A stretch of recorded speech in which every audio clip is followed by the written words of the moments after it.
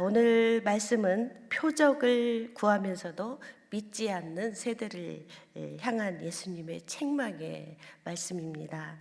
바리새인과 서기관들은 예수님께서 무슨 말씀을 전하는지 사실은 트집을 잡기 위해서 늘 따라붙었었어요. 그 제사장급들, 종교 기득권자들이 보낸 스파이 같은 역할을 했던 것입니다. 그래서 오늘 예수님이 말씀을 전하는 이 자리에서도 어떤 트집을 잡을까 이렇게 기회를 엿보다가 표적을 보여달라고 요구를 하는 것입니다. 표적이 뭡니까? 표적은 예수님의 신성을 나타낼 수 있는 거죠. 예수님의 메시아됨을 나타내는 그런 초월적인 어떤 기적 사건을 말하는데요.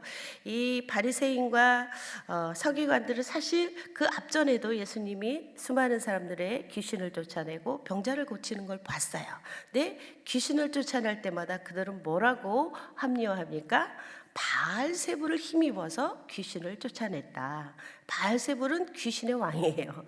귀신의 힘을 힘입어서 너가 귀신을 쫓아내지 않았냐라고 그렇게 예수님의 그 표적이나 기적 사건을 폄하하는 것입니다.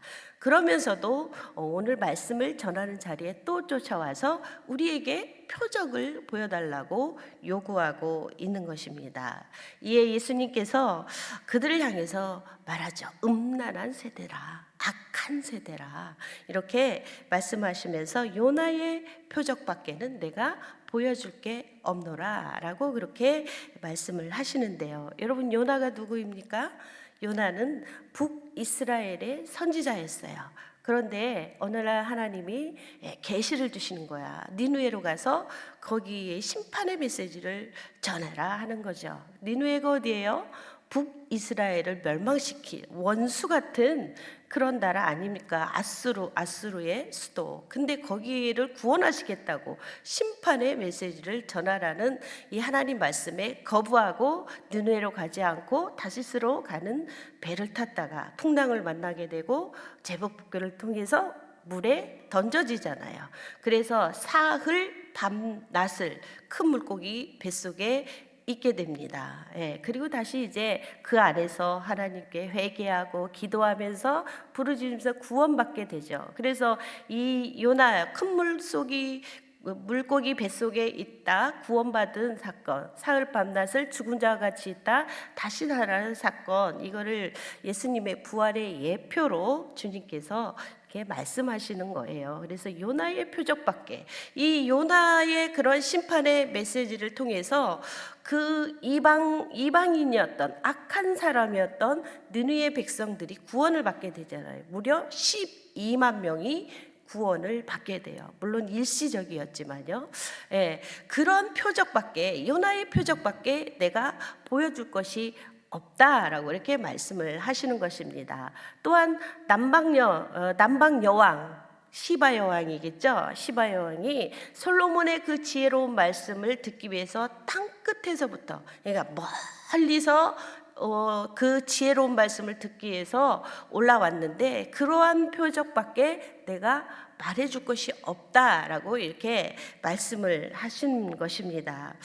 자, 그러면 이 말씀을 하시는 이유가 뭘까요? 너희가 나에게 계속해서 표적을 보여달라 하는데 나는 너희가 내 말을 들으면서도 믿지 않지만 나는 이미 메시아로 왔다는 거예요. 나는 신성을 가진 메시아다라고 더 이상 표적을 보여달라고 요구하지 말라, 이 악한 세대야, 이렇게 말씀하고 있는 것입니다. 말씀을 들으면서도 회개하지 않는 그들의 완악한 마음을 하나님께서 책망하시는 것입니다. 그러면서 너희가 표적을 구하기보다는 너희 마음에 말씀으로 채워라 라고 이렇게 말씀하시기 위해서 귀신들이 나갔다가 더 많은 귀신을 데리고 빈집에 들어와서 살게 된 그 예화를 들어서 말씀을 합니다. 43절에서 45절 우리 함께 다시 읽어볼까요?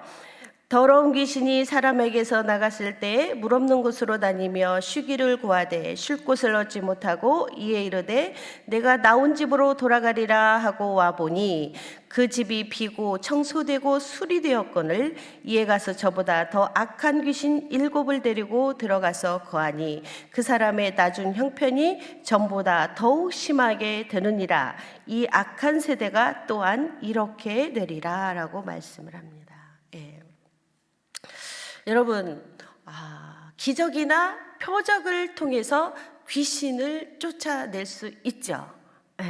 예수님 시대에는 여러 가지, 지금은 현대 의학이 발달해서 정신적으로나 여러 가지 것을 이렇게 다 일일이 구분하지만 그때는 통틀어서 그냥 귀신 들렸다라고 그렇게 말하던 시절이었어요. 그런 귀신은 표적을 통해서 예수님의 기적 사건을 통해서 다 이렇게 쫓아낼 수가 있었습니다. 그런데 지금의 우리 형편을 보면 이 여러 가지 정신적으로 문제가 있어서 정신병원을 정신치료를 받고 병원을 왔다 갔다 하고 이렇게 하는데 그렇게 해서 낫는 경우가 요즘은 의학이 발달해서 많이 있어요.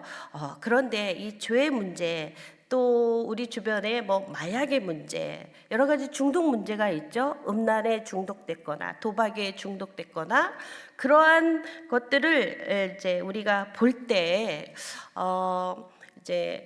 완전히 끊어지지 않는 것을 또 그런 케이스를 우리가 많이 보게 됩니다. 어떤 약물 치료를 통해서 끊었다 할지라도 그가 정말로 하나님 앞에서 하나님을 만나고 회개하고 돌아왔을 때 그런데 이것을 계속해서 유지하지 못했을 때 오늘 우리가 함께 읽은 이 본문의 말씀처럼 그 다시 원래 상태보다 더 못한 상태로 돌아가는 경우를 우리가 이제 종종 보아왔다는 것이에요. 음란물 끊기 어려워요. 마약 끊기 어렵습니다. 들어간 사람이 다시 또 들어가는 경우가 허다하거든요. 도박 정말 끊기 어렵습니다. 옛 우리 속담에 있죠. 여기를 잘라도 다시 그 잘린 손으로 도박을 한다는 그런 이야기가 있는 것처럼 도박에 중독된 사람이 그 도박을 끊어내기가 너무 힘든 거예요. 나왔던 귀신이 다시 7을 데리고 그 집이 청소되고 수리된 것을 보고 그 집에 가서 살았던 것처럼 더 나중 형편이 어려워지는 경우가 있다는 거죠. 자, 그랬을 때 어떻게 해야 될 것인가? 그 마음에 그 심령 가운데 예수님의 말씀으로 채워져야 된다는 거죠. 진정으로 인격적으로 하나님을 예수님을 만나야 된다는 거죠. 그 방법밖에 없는 것 같아요. 세상적인 여러 가지 방법 있지만 우리 주님께서 오늘 하시는 말씀은 네가 빈집으로 놔두지 말라는 거예요. 은혜를 받고 났는데 그게 빈집으로 놔두면 어떻게 된다고요? 그 형편이 더 어려워진다는 거죠. 빈집으로 놔두기 위해서는 어떻게 해야 됩니까? 우리가 계속해서 말씀으로 채워야 되고 기도로 채워야 돼요. 말씀 공부를 해서 하나님을 아는 지식을 넓혀가야 되고 또 기도하면서 성령 충만함을 받고 그 성령 충만함 가운데 하나님을 만나고 회개가 계속적으로 일어나야 돼요. 그래서 우리 마음밭을 우리의 심령을 하나님의 거룩한 성전으로 계속해서 유지해 나가야 되는 것입니다. 그렇지 않으면 우리가 주님을 만나고 우리 많은 분들 그래요. 나도 예전에는 열심히 했어. 교회 일 안 해본 게 없어. 근데 현재가 어떠냐는 거죠. 현재 지금이 빈집이 됐는지 여러분 스스로 판단을 해보셔야 되는 것입니다. 빈집이 되지 않도록 우리는 계속해서 말씀으로 채우고 또 쉬지 말고 기도하면서 성령 충만함을 유지해야 되는 것입니다. 그렇게 해야만 우리 안에 주님으로 인한 그 기쁨이 넘쳐나는 거고 감사가 넘쳐나는 거고 그로 인해서 우리 안에서 그 하나님께서 비춰주시는 그 얼굴빛 그 빛이 정말 해처럼 밝으면서 모든 사람에게 저 사람에는 분명한 뭔 비밀이 있나 보다. 그 비밀이 뭘까? 주님과 함께하는 그 비밀을 다른 사람한테 보여줄 수가 있다는 것입니다. 그래서 저와 여러분은 계속해서 무슨 일을 해야 하냐? 말씀으로 채워놓고 기도로 채워놓고 성령 충만하게 살아가는 그 훈련을 해야 된다는 것입니다. 네, 오늘 또 주님께서 마지막으로 자기의 어머니와 형제 자매가 있었나? 형제들이 찾아왔다는 그 소식을 전해 듣게 돼요. 근데 그들을 뭐 반갑게 맞이하기보다는 그 자기 가족을 빗대어서 뭐라고 말씀하시는가? 진짜 가족은 누구인가? 라고 말씀하시냐면 하늘에 계신데 아버지의 뜻대로 행하는 자, 그가 내 진짜 가족이다 라고 그래요. 자기 가족을 뭐 싫어하고 미워해서가 아니라 비유로 말씀하시기 위해서 그래요.